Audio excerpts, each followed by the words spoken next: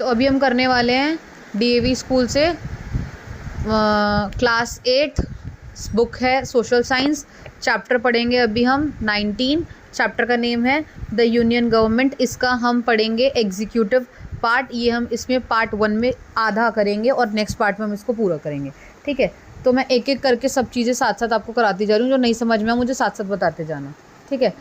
Every government has an 3 organ. हर एक government के पास कितने ऑर्गन्स होते हैं? 3 ऑर्गन होते हैं। They have legislature. लेजिस्लेचर होता है, एग्जीक्यूटिव होता है, जुडिशरी होता है। ठीक है, आप ऐसे समझो गवर्नमेंट में कितने पार्ट हैं? 3 है, लेजिस्लेचर, एग्जीक्यूटिव और जुडिशरी। लेजिस्लेचर लॉ बनाता है, ये क्या काम करता है? इसे इम्प्लीमेंट करता है, लागू करवाता है। जुडिशरी चेक एंड बैलेंस या क्रॉस एंड बैलेंस का काम करता है। ठीक है, मतलब मेंटेन करके रखता है सभी चीज़ों को कि कोई ऐसा ना करे, कोई वैसा ना करे। हाँ, ऐसे करता है। You have read about the union legislature. आप यूनियन लेजिस्लेचर के बारे में प्रीवियस चैप्टर में पढ़ चुके हैं। Now we shall study about the union executive. अब हम किसके बारे में पढ़ेंगे? यूनियन एग्जीक्यूटिव के बारे में पढ़ेंगे। Executive is the organ that, executive क्या होता है? यहाँ से मार्क करके यहाँ तक आएगा।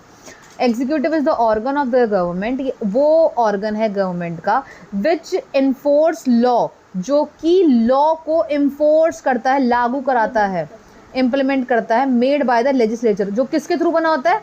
लेजिस्लेचर। वही जो मैंने आपको बताया, लेजिस्लेचर का काम क्या है? लॉ को बनाना। इसका काम क्या है? एग्जीक्यूटिव का उसे लागू करवाना, इन्फोर्स करवाना, इम्प्लीमेंट कराना। एग्जीक्यूट देम, उसे एग्जीक्यूट करवाना। रन्स द एडमिनिस्ट्रेशन, पूरे कंट्री के एडमिनिस्ट्रेशन को क्या करना? रन करना। ये होता है एग्जीक्यूशन का काम। हाँ, ठीक है। The constitution of India provide of a parliamentary form. ये जो कॉन्स्टिट्यूशन ऑफ इंडिया है, ये हमें क्या देता है? हमें बेटा पार्लियामेंट्री फॉर्म ऑफ गवर्नमेंट देता है।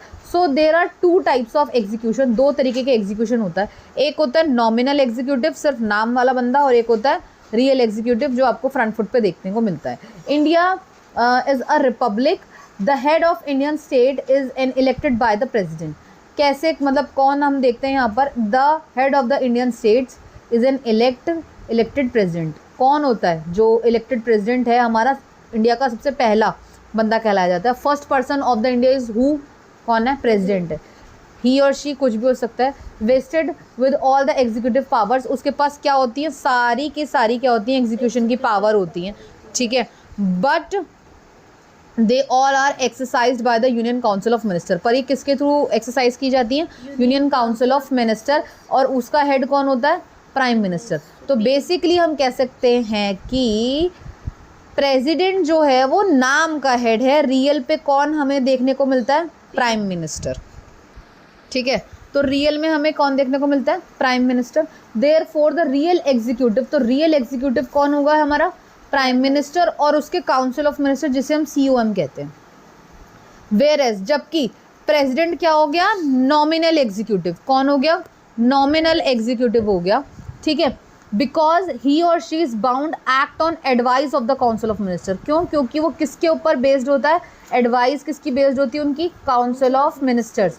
If the president does not wish to accept any advice, अगर प्रेसिडेंट नहीं मानता किसी की विश को, ही और मी मतलब ही और she may send it back to the council of minister. उसे एक फॉर्मेट को, जो भी रिक्वेस्टिंग आती है, एडवाइस आती है, उसको वापस भेज सकता है। किसके लिए? रिकंसिडर के लिए, कि आप इसे दोबारा जाइए, इसे रिकंसिडर कीजिए, इस रिक्वेस्ट को। समझे? But if the same advice send back, अगर दोबारा वो एडवाइस वापस आती है बिना कुछ चेंजेस के, तो प्रेसिडेंट बाउंडेड है उसे एक्सेप्ट करने के लिए, कि उसे वो एक्सेप्ट करना ही पड़ेगा।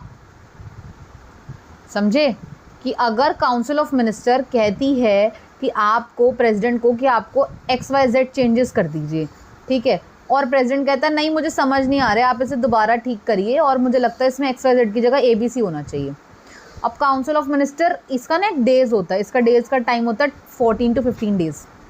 आगे और अभी आपको पता चलेगा कितने डेज़ का होता है, सिनेरियो पर बताऊंगी मैं आपको। ठीक है, तो आप क्या देखोगे? तो वो जब वापस जाता है एडवाइस, वापस रिकंसिडरेशन के लिए, कि आप इसे दोबारा देखिए काउंसिल ऑफ मिनिस्टर के पास, अगर उसको समझ में आ जाता है कि नहीं XYZ तो बेकार है, प्रेसिडेंट ने सही बोला, हमें ABC कर देना चाहिए, तो वो ABC कर देगा। अगर काउंसिल ऑफ मिनिस्टर का मन नहीं है, उन्हें लगता है XYZ ही ठीक है, वो वापस भेजेगा वो रिक्वेस्ट या एडवाइस जो भी उसने करनी है। तब प्रेसिडेंट को, चाहे वो उसका मन हो करने का या नहीं हो, उसे एक्सेप्ट करना ही पड़ेगा। ये लिखा है यहाँ पर। ठीक है, समझ आया? चलो अब देखते हैं. You have read in the previous class, आपने प्रीवियस क्लास में पढ़ा है that the executive at the state level comprises of the government. हमें पता है कि जो आपका प्रेसिडेंट होता है वो किस लेवल पर होता है, कंट्री लेवल पर होता है, नेशनल लेवल पर, ठीक है. और स्टेट लेवल पर कौन होता है बेटा, हमारा गवर्नर होता है. गवर्नर क्या होता है, गवर्नर होता है. The chief minister and the council of minister. जैसे ये यहाँ काम करता है वैसे ही कहाँ काम करता है, चीफ मिनिस्टर के साथ काम करता है. प्रेसिडेंट किसके साथ काम करता है, प्राइम मिनिस्टर के साथ. और गवर्नर किसके साथ काम करता हुआ दिखेगा आपको, with the chief minister, CM. President किसके साथ जाएगा बताओ, पीएम के साथ.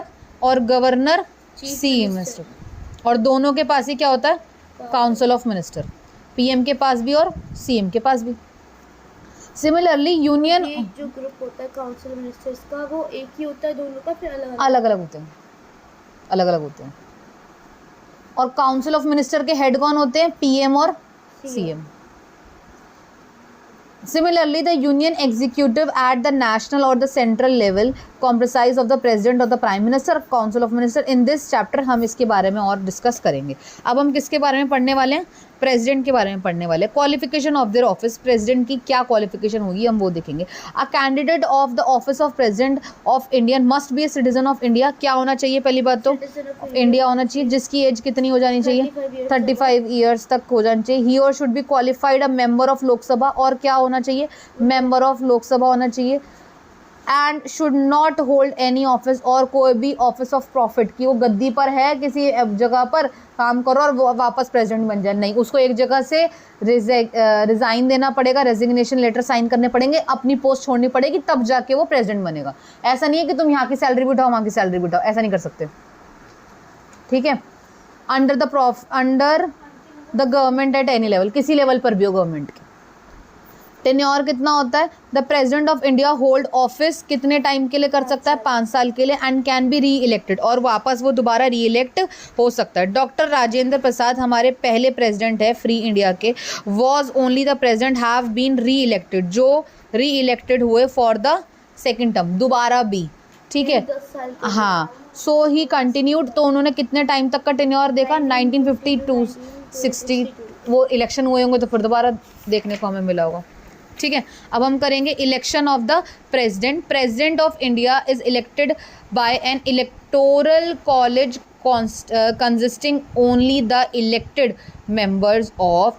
ये एक इम्पॉर्टेंट चीज़ है. कैसे देखते हैं हम, इंडिया प्रेसिडेंट के जो होते हैं इलेक्शन, वो कैसे होते हैं बेटा, इनडायरेक्टली होते हैं. कैसे होते हैं, इनडायरेक्टली. डायरेक्टली का तो मतलब हम किसे वोट कर रहे हैं, पीएम को, जहाँ हम जाके डायरेक्ट वोट कर देते हैं, ठीक है.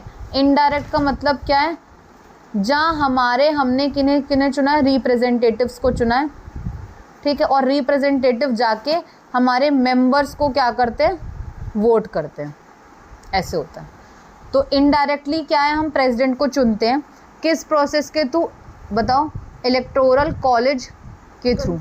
इसमें क्या क्या होता है, लोकसभा, राज्यसभा और लेजिस्लेटिव असेंबली, किसकी, स्टेट्स की. किसकी, स्टेट्स की. समझ में आया.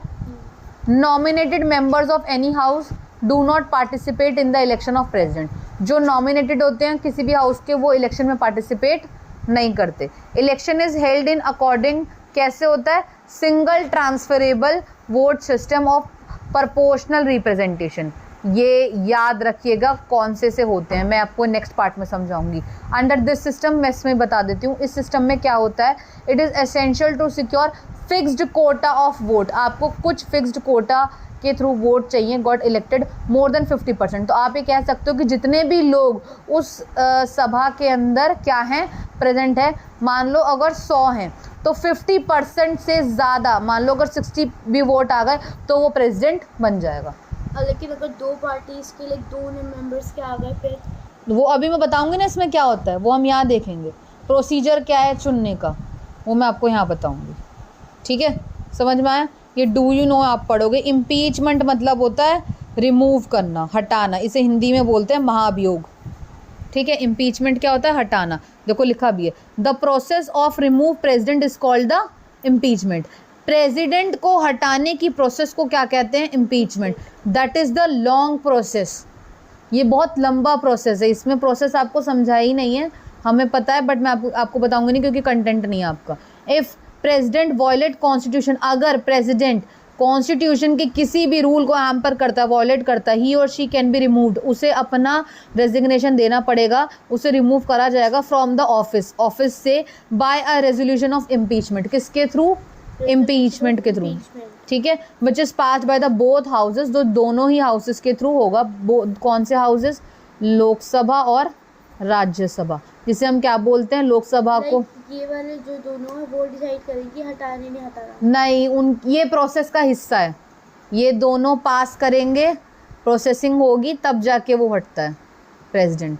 बिल निकलता है पूरा पूरा, बिल तो पास होता है। बिल में ये होता है कि हाँ, ये बिल की पूरी प्रोसेसिंग को इम्पीचमेंट कहते हैं। Not be less than 2/3 of the majority, वही बोला ना, मेंबरशिप के 2/3 मेजोरिटी के हिसाब से देखा जाता है, ठीक है। Succession to presidency in case of office of president falls vacant, अब मान लो हट गया है वो, पर प्रेसिडेंट की जगह तो खाली नहीं छोड़ सकते, ड्यू टू हिज, उसके रेजिग्नेशन के टाइम पर या डेथ के टाइम पर या इम्पीचमेंट लग जाता है तब वाइस प्रेसिडेंट उसकी सारी रिस्पॉन्सिबिलिटीज़ को निभाएगा। जैसे हमारे पास क्या होता है, 1 मॉनिटर होता है, और जब 1 मॉनिटर गायब होता है तो सेकंड मॉनिटर को बोल देते हैं ना, अब आप हो, ऐसे होता है। टिल द न्यू प्रेसिडेंट, जब तक कोई नया प्रेसिडेंट इलेक्ट नहीं होता। Election must be held in 6 month, अगर या तो रेजिग्नेशन मिल गया प्रेसिडेंट से या डेथ हो गई है, इम्पीचमेंट हो गया, उसी ईयर के विदिन अ 6 मंथ, कितना? विदिन अ 6 मंथ इलेक्शन करा दिए जाएंगे, किसके? प्रेसिडेंट के। 6 महीने बाद इतना लंबा क्यों? क्योंकि इम्पीचमेंट बहुत बड़ा होता है। नहीं, अगर हट गया है ना, मान लो ये एक प्रेसिडेंट की पोजीशन है, हाँ। यहाँ से हट गया, खाली अब ये जगह, हाँ। इतने दिन वाइस प्रेसिडेंट यहाँ पे काम कर रहा है, ठीक है, पर वाइस प्रेसिडेंट सारे काम थोड़ी देख सकता है, कभी ना कभी तो प्रेसिडेंट आएगा ना, तो उतने ड्यूरेशन पर, उतने टाइम पर 6 महीने तक ये काम करेगा, 6 महीने के अंदर अंदर प्रेसिडेंट के इलेक्शन करा दिए जाएंगे इसकी पोस्ट के लिए, ऐसे होता है, ठीक है। डू यू नो में पढ़िए, if the office of if, अब देखिए, अब हो सकता है मान लीजिए वाइस प्रेसिडेंट भी नहीं है, then what?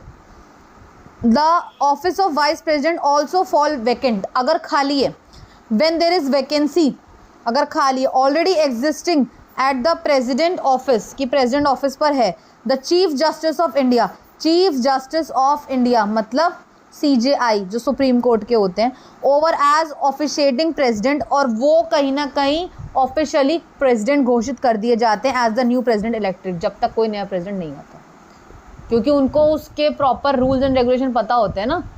Chief justice of India ऐसे ही नहीं बना होता कोई, बहुत लंबा टाइम लगता है जज बनने में, chief justice of India, supreme court के जज। हाँ जी, ये कब कंडीशन है? जब दोनों ही गायब हैं तब आएगा, ठीक है। अब हमारे पास क्या है? और अगर यही सेम PM की जगह हो फिर उसका अभी PM अभी हम आगे पढ़ेंगे, ये वाला प्रोसीजर डू यू नो में, उसके लिए भी प्रोसीजर, हाँ उसके लिए भी प्रोसीजर है, उसके लिए भी इम्पीचमेंट लगता है, ठीक है, समझे। अब मैं आपको बता रही हूँ इसकी सैलरी और ये सब पढ़ते हैं, ठीक है। एम्यूनमेंट्स और इम्यूनिटीज़, ये मैं आपको नेक्स्ट वाले पार्ट में समझाऊंगी इजी तरीके से। The president of India draws monthly salary कितनी होती है? 5 lakh, 5 lakh and some allowance, उसके अलावा उसको भत्ता अलाउंस मिलता है, घर, पैसा, समझ रहे हो, गाड़ी, बिजली का बिल, ये सब उसमें होता है। ही और she entitled a free furnished residence, ओ भाई सब महल मिलता है उन्हें।